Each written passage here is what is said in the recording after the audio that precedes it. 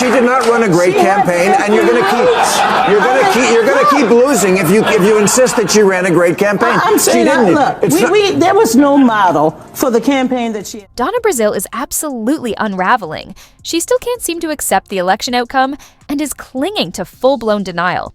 But you know M, he has no patience for reality-bending narratives. So, when Donna tried her usual spin, he didn't. Just shut it down. He exposed her hypocrisy in the most brutal way possible. And trust me, it wasn't pretty. There's a lot to break down here, so let's get into it. The big issue, right, was immigration. And inflation, immigration. Those two are very big issues. And you asked Vice President Harris, why did you let all these people in for the last 4 years? She did not have an answer. I still don't know the answer. They actually could, with an executive order, shut it down as they did earlier this year. So why did they not do it 3 years earlier? And I think people felt she did not respond to that in any way. She had no answer on inflation, and she also seemed to represent that whole woke zone that people are sick to death of. And I think those three did it. I agree with the first two, but I'm not going to get into this, oh, the people are too damn woke. That wasn't a... Public frustration has been building, whether some choose to acknowledge it or not.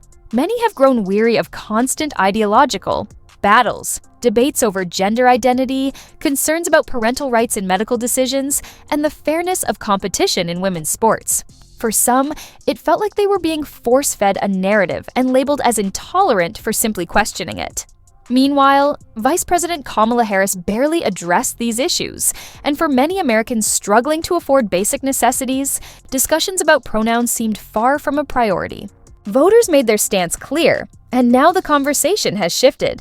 Even Bill Maher has taken notice, suggesting that the political landscape is undergoing a significant shift. So, is Donna losing touch with public sentiment? The signs certainly point in that direction. I disagree with you. I know, and that's why you're going to keep losing. No, man, look. I mean, it's not to go. Okay. But not to go. On July 21st at 1:41 p.m., when Joe Biden announced that he was going to step down, Kamala Harris had to step up. Now, what other Democrat could have stepped up in that period of time? We're not arguing about that. All right. We're arguing the campaign she ran. They asked her what she would do differently. She said, I can't think of anything. That's terrible. How do we trust a party that was telling us with a straight face that Joe Biden could be president for 4 more years without any problem whatsoever? That's what the Democrats were telling us. It was a massive lie. We saw through it. Everyone saw through it. Did you see him this week? Could you imagine if we were just starting on the next term? It's one of the biggest reasons for the Democrats' loss: relentless dishonesty from the White House, something Bill Maher called out perfectly. It became painfully clear that Joe Biden was struggling to lead the most powerful nation on earth.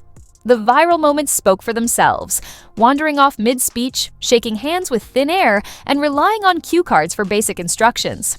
Yet, figures like Donna Brazile insisted he was fully capable of another term, gaslighting the public into believing otherwise. And if Biden's leadership raised concerns, his backup plan did little to inspire confidence. Kamala Harris had no clear vision, no strong policies, and when pressed on what she would do differently, she delivered yet another one of her infamous word salad responses. Voters weren't fooled. Each time she spoke, it felt like watching a student nervously stumble through an oral exam. Awkward laughter, circular rambling, and a full minute of talking without actually saying anything. Her now infamous time is a passing of time moment only reinforced doubts about her readiness. If this was the Democratic Party's alternative, it's no surprise voters ran in the opposite direction. The saddest part? The media, supposedly. The public's watchdogs played along. Key stories were buried, interviews were edited, and narratives were carefully crafted to shield Harris from scrutiny. And now, let's take a look at a recently leaked clip from CBS's 60 Minutes, where Harris's performance was reportedly so disastrous that key segments had to be cut to protect her campaign. Here's what made it to air. Work that we do diplomatically with the leadership of Israel is an ongoing pursuit around making clear our principles. Well, let's start with this. On this subject, the aid that we have given Israel allowed Israel to defend itself against 200 ballistic missiles that were just meant to attack the Israelis and the people of Israel. And I think that is the most recent example of why what we do to assist in their defense around military aid is important. And when we think about the threat that Hamas, Hezbollah presents, Iran, I think that it is without any question our imperative to do what we can to allow Israel to defend itself against those kinds of attacks. Now, the work that we do diplomatically with the leadership of Israel is an ongoing pursuit around making clear our principles, which include the need for humanitarian aid, the need for this war to end, the need for a deal to be done which would release the hostages and create a ceasefire. If you actually understood what Kamala Harris just said in that unedited clip, please enlighten us in the comments, because I'm completely lost. Seriously, was that even English? This is exactly why CBS had to step in. They chopped up her answer, trimmed out the embarrassing rambling, and pieced together the least cringeworthy moments, hoping no one would notice. And yet, this was the person the establishment tried to sell as a historic leader, a brilliant mind. But take away the media's safety net, and what's left? Word salads and nervous laughter? No wonder the American people weren't buying it. Did they really think we wouldn't notice? No amount of slick editing can hide the fact that Harris struggles to form a single coherent thought under pressure. Imagine needing an entire PR team just to sound competent.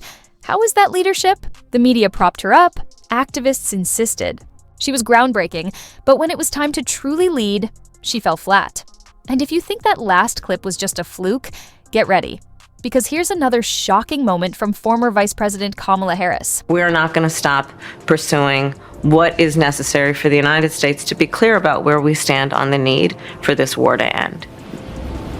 The work that we have done has resulted in a number of movements in that region by Israel that were very much prompted by or a result of many things, including our advocacy for what needs to happen in the region.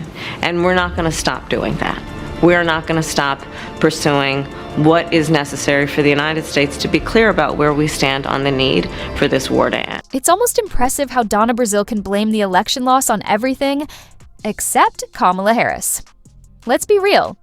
Harris served as vice president for 4 years, yet when asked a straightforward question about U.S. foreign policy toward Israel, she still sounded completely unprepared. This wasn't a trick question. It wasn't a political ambush.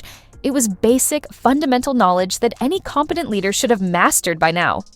Instead, we got yet another rambling, incoherent response that left people wondering, does she even know what she's talking about? This is exactly why they lost. Biden appeared increasingly disconnected from reality, and his so-called successor had no clear grasp of policy or leadership.